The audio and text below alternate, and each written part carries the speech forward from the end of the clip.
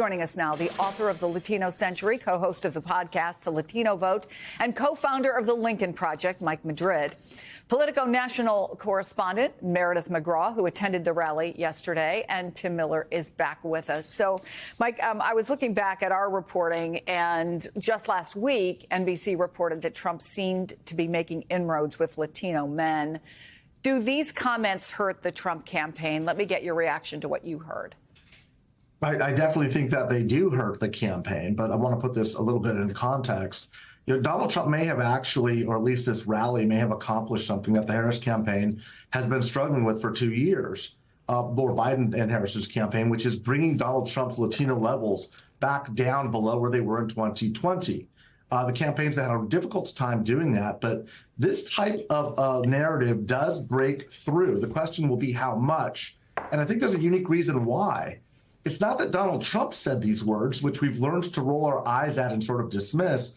It's that somebody around him made these comments. And I think that there's still some sense of shame and sensibility in the American people, or certainly with undecided voters. They're going to say, wait a second, this is not, he's surrounding himself with these dark people around him, these bad people that speak to the worst part of our human nature. And I do believe that even if it's a 1 point difference with the Latino vote nationally or in a state like Pennsylvania, that'll be determinative in the outcome of the election. Yeah, it is. We know with a race this tight, a 1 point swing can be huge. Meredith, you reported that the campaign didn't vet this comedy set, but it's not like this comedian is unknown. And as a matter of fact, I think he's packed Madison Square Garden twice before. So how did he get this massive platform and microphone, and are they really surprised? Well, that was a big question. An official did say that they didn't vet this comedian, and yet this person was the opening act for this big grand finale for the Trump campaign in the 2024 election. And just a quick search of his name finds that he's made controversial comments in the past. And if they didn't go through his jokes or his entire lineup, I think what he's expressing there to the crowd set up what was the entire rally that centered around Donald Trump's claims about migrants, his plans for immigration, and some of the more extreme rhetoric that we've seen on that issue. So, Tim, before any Republicans protested these comments, the Congress members that we showed you earlier, the Harris campaign wasted no time. They put out multiple videos on social. Here's just one. You know, there's a lot going on. Like, I don't know if you guys know this, but there's literally a floating island of garbage in the middle of the ocean right now. Yeah. I think it's called Puerto Rico. Puerto Rico is home to some of the most talented, innovative, and ambitious people. Well, you got the general sense of their response to that.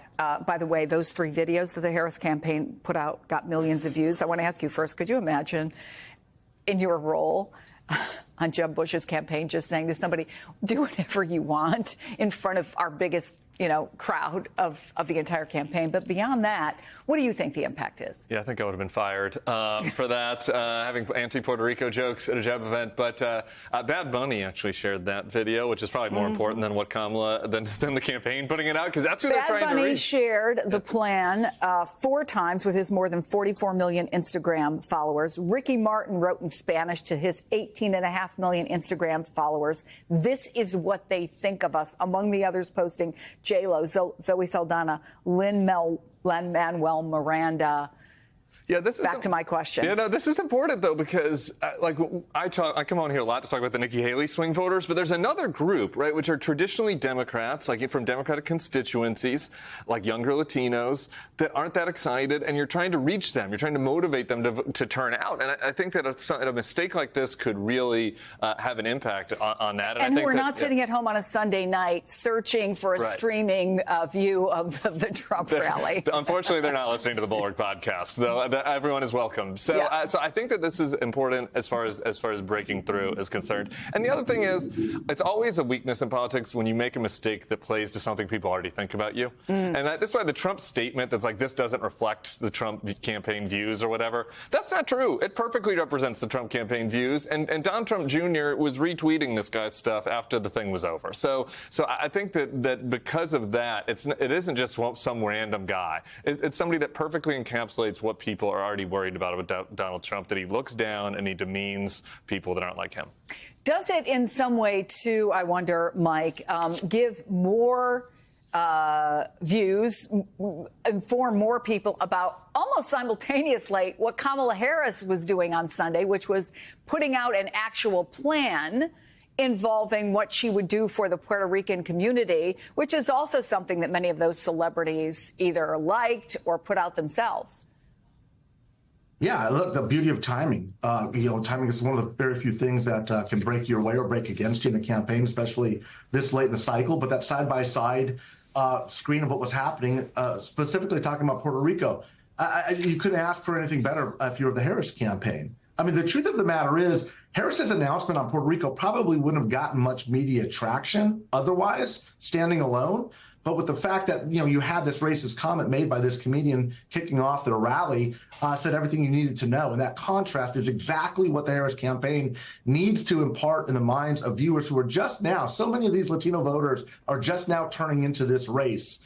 To have this be what is going to be branded in their minds over the course of the next week, money can't buy that kind of impact. So it's going to have, I don't think there's any doubt it's going to have an impact. The question is really just how much there's going to be. Before this all happened, Meredith, I was outside and I was talking to a lot of Trump supporters. They know this is who Trump is, right? They know him. And they actually believe that, and I don't want to speak to these specific comments because they hadn't been made yet, but incendiary things are part of his appeal. Let me play that for you. He wasn't a politician. He speaks his mind, and a lot of people view that as a negative thing. We view that as a positive thing. So it doesn't offend you when he says things that people criticize as being extreme? I think they're definitely extreme, and I don't agree with all of them. That's 100% true. We didn't hire a preacher. We hired a leader. Okay? Not a preacher, but a leader. So if he says need something... to back off. Yeah, so I wonder, Meredith, I mean, look, the campaign, again, knows who their base is. And so I wonder if in any conversations you've had, that was the focus. They were going to appeal to the people they knew were going to be inside that room. But then I also wonder, could they not have known that these kinds of things would blow up, and probably not to their advantage?